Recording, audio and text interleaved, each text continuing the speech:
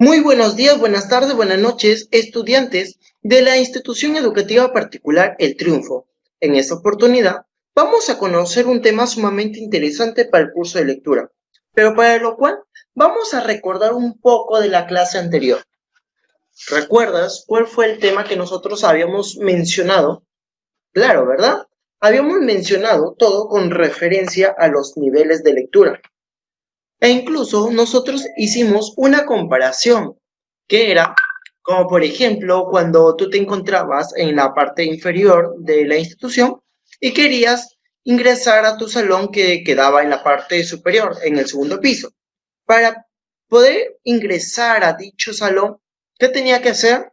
Tener que subir diversos escalones, ¿verdad? Igualmente. Ahora, la pregunta del millón, ¿para qué sirve la lectura? Pues fácil, para mucho, ¿verdad? Muy bien. E incluso nosotros en la clase anterior habíamos comentado todo con referencia a los niveles de lectura. Como por ejemplo, el primer escalón, el primer nivel, tiene que ser, o bueno, va a ser el nivel de decodificación. Pero, profe, ¿en qué consiste este nivel? Pues fácil. Aquí nosotros como lectores vamos a desarrollar el proceso de reconocimiento de las palabras con su propio significado. En pocas palabras, nosotros vamos a aplicar lo que corresponde, la sintaxis de cada palabra. Muy bien. Posteriormente, en el segundo escalón, en el segundo nivel, como lo queramos llamar, va a estar el nivel de literal. ¿En qué consiste? Muy bien, vamos a recordar un poco más de este tema que lo habíamos comentado. El nivel literal es aquel donde se va a referir a la capacidad del lector para poder, ¿qué? Para poder recordar ciertas escenas, ciertos hechos, ciertos acontecimientos de la producción literaria, ¿verdad? Correcto. Por ejemplo, recordando la última producción literaria que nosotros hemos leído, que es Platero y yo. Ahora, ¿en dónde se desarrolla esta historia? Fácil, ¿verdad? Muy bien, en el pueblo llamado Mower que queda en España. Correcto. ¿Quiénes son los personajes? Valga la redundancia, Platero y Juan Ramón, aquel niño, ¿verdad? También encontramos lo que son personajes secundarios, que vienen a ser la maestra, los compañeros, la perrita Diana, etc. Muy bien. Ahora, durante el proceso de la lectura también encontramos otro nivel. Este nivel se llama inferencial. ¿En qué consiste este nivel? Pues fácil. Aquí nosotros vamos a poder comprender, nosotros vamos a poder analizar e incluso asociar la propia, bueno, en pocas palabras, vamos a relacionar la historia de la producción literaria con nuestras propias vivencias. Como por ejemplo, en la obra de Platero y yo hemos visto este vínculo especial de la amistad que tenía Platero con Juan Ramón, ¿verdad? Muy bien. Igualmente nosotros lo podemos asociar con nuestra vida cotidiana. Por ejemplo, quizás quien no ha tenido una mascota, quien no ha tenido un perro, un gallo, un pato, en el cual ha sido un amigo muy cercano, ¿verdad? Correcto. Igualmente sucede esto, nosotros lo estamos asociando, nosotros lo estamos vinculando con nuestra propia realidad. Ahora, para ir finalizando la recuperación del texto anterior, nosotros habíamos comentado también sobre el nivel crítico. Aquí, este nivel consiste en qué? En donde tú como lector, yo como lector, tu papá, tu mamá, tu vecino, etc., como lectores, van a poder desarrollar una crítica. ¿Pero una crítica de qué? Una crítica bien puede ser de manera positiva o de manera negativa sobre la producción literaria. Por ejemplo, tú puedes comentar diciendo o puedes decir, esta producción literaria no tiene coherencia, no tiene cohesión con las palabras, no tiene sentido, su sintaxis es muy simple, etc., ¿verdad? De una manera negativa. Pero por otro lado, tú también puedes hablar de una manera positiva de la producción literaria, como por ejemplo, puedes comentar diciendo, o puedes empezar diciendo, dicha producción literaria presenta diversos valores, valores que en el cual le permite al ser humano crecer, ¿verdad? Muy bien, así sucesivamente. Ahora vamos a entrar a nuestro tema. a lo que corresponde el día de hoy. Vamos a empezar con una frase de André Maurice, que es un novelista y ensayista francés. Dice: la lectura de un buen libro es un diálogo incesante en el que el libro habla y el alma contesta. ¿Qué tiene que ver esta frase con la clase del día de hoy? Ojo, vamos a empezar. Mira, empecemos con la primera interrogante, que es leer. Para lo cual, yo te doy unos 10 segundos para que tú vayas formulando tu propia respuesta y poder interactuar para ver si es que tu respuesta coincide con la explicación del día de hoy. Vamos a ver, vamos a dar este pequeño concepto y vamos a ver si este concepto se relaciona con lo que con lo que acabas de pensar, ¿ok? Te hago la pregunta, ¿leer es igual que comprender? Pues a continuación vamos a ver si es igual. Tenemos acá lo siguiente. Por ejemplo, tenemos un concepto de Isabel Soler. Dice: es un proceso de interacción entre el lector y el texto, en el cual el lector construye el significado que no necesariamente es el mismo del autor. Ojo, escucha. El significado que no necesariamente es el mismo del autor, ya que en este proceso intervienen diferentes factores, como los conocimientos previos que ayudarán a la decodificación del mensaje. Perfecto, muy bien. Acá, como te había comentado en la clase anterior, nosotros vamos a decodificar la información que el autor, que el escritor nos quiere transmitir, ¿verdad? Correcto. Ahora, yo te vuelvo a hacer la pregunta, ¿leer es igual que comprender? Pues si todavía no te ha quedado claro, te voy a seguir dando algunas pistas. Por ejemplo, leer no es igual que comprender, porque comprender consiste, vamos a encontrar diversos factores, ya sea el texto, contexto y los conocimientos previos, que estos elementos van a estar siempre relacionados. Ahora, comprender significa interpretar a una única objetiva. Dentro de la interacción de la lectura, nosotros encontramos tres elementos sumamente interesantes. Elementos que nos van a permitir comprender y desarrollar una excelente lectura. Por ejemplo, primer punto que tenemos que tener en cuenta es el lector. Segundo punto es el texto. Recordamos que el lector puede ser tú, yo, tu mamá, tu papá, etc. El texto, la producción literaria. El contexto es el espacio en donde tú vas a desarrollar la lectura.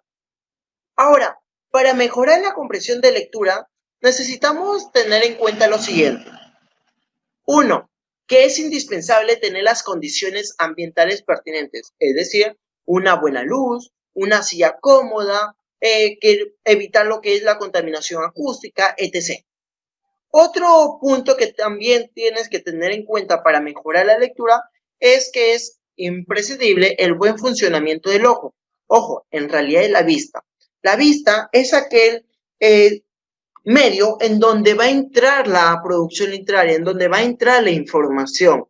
Luego, la percepción, cómo uno va a tratar de procesar dicha información. Luego, la lectura despaciosa, lenta, va a dificultar la comprensión y merma nuestra capacidad de concentración. Por eso, ojo, no te estoy diciendo que leer de manera despacio sería desagradable o sería algo malo. No, al contrario, tú lo puedes aplicar, pero siempre y cuando también apliques el proceso de ¿qué? De poder analizar, de poder comprender la información que tú estás leyendo. Ok. Otro punto, para leer más rápido se debe la mirada a la parte superior de la palabra. Ojo, a la parte superior de la palabra. E incluso la activación de los conocimientos previos. Como por ejemplo, si yo quiero leer sobre el COVID-19, para poder yo leer esta información, tengo ya que tener ciertas ideas, ciertos conocimientos previos de aquel texto o de aquella información en el cual yo voy a indagar un poco más. Muy bien, ahora vamos a hablar un poco sobre los tipos de lectura, ¿ok? Y cuál es su finalidad. Por ejemplo, la lectura exploratoria. ¿En qué consiste la lectura exploratoria? Consiste en que se va a desarrollar lo que es un sondeo y este tipo de lectura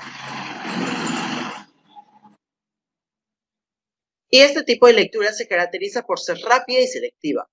Esto ya lo habíamos comentado en una de las clases anteriores, no sé si recordarás, e incluso también el tipo de lectura sobre la informativa. Es aquel tipo de lectura que se realiza cuando deseamos comprender a grandes rasgos y rápidamente el contenido global de la noticia. Esto puede ser, por ejemplo, un artículo, una noticia, etc. Aquí, en este tipo de lectura va a consistir en leer velozmente, pero de manera despaciosa e incluso nos vamos a detener en cada parte interesante y saltando las partes que se consideran poco importantes, poco relevantes. Otro tipo de lectura es de estudio. Este va a consistir en que, ojo, lectura de estudio es la lectura completa y lenta donde predomina el interés de recordar todos los contenidos.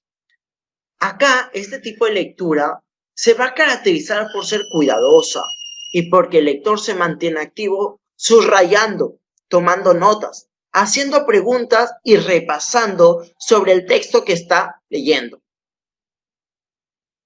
Otro tipo de lectura es la crítica o evaluativa. Este tipo de lectura es en donde se realiza cuando deseamos dar una opinión autorizada sobre la calidad de un escrito. Acá vamos a observar que es una lectura lenta, cuidadosa y reflexiva que implica la toma de notas, consulta de otros textos y de personas especializadas. Y para ir finalizando, nosotros también habíamos comentado todo con referencia a la lectura recreativa.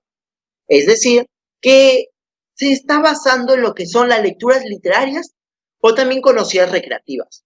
En este tipo de lectura, el lector tiene como propósito fundamental disfrutar la belleza de lo que el escritor quiere transmitir.